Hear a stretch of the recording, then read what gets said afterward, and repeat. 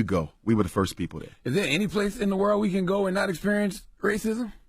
No, not at all. Even the Caribbean? Not even in the Caribbean. In fact, when I was in Jamaica, I keynoted the Garvey celebration last summer, Ocho Rios. The Chinese pretty much own Jamaica.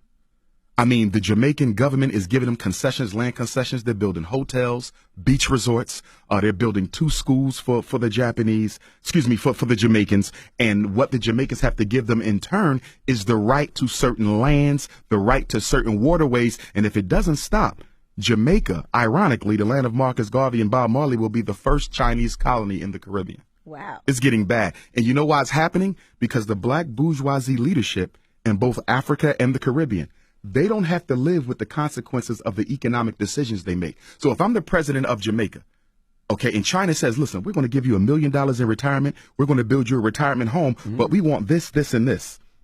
And you can loan as much money as you want. You can borrow as much money from the Bank of China as you want. I'm going to be set by the time I leave office.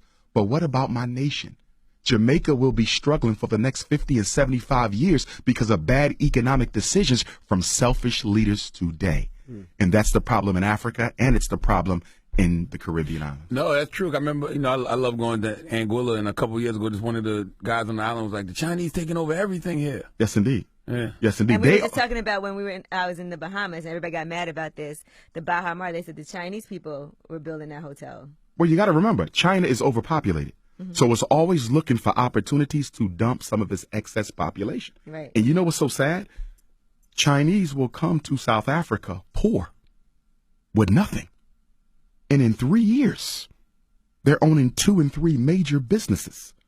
Because what happens is when the Chinese come, they employ their own. They don't employ indigenous African labor. But this is exactly what the heads of state tell black people. Let the Chinese come to Jamaica. Let them come to South Africa. They're going to give you guys jobs. The jobs never come. They bring their own population, which makes sense from their perspective because they have so many people that need a place to go outside of China. So they're showing up broke and going back home as millionaires. I was just thinking that. Have you ever went to a Chinese food store and seen anything other than a Chinese person? Yeah, I have. Never. I've never. I have. In America.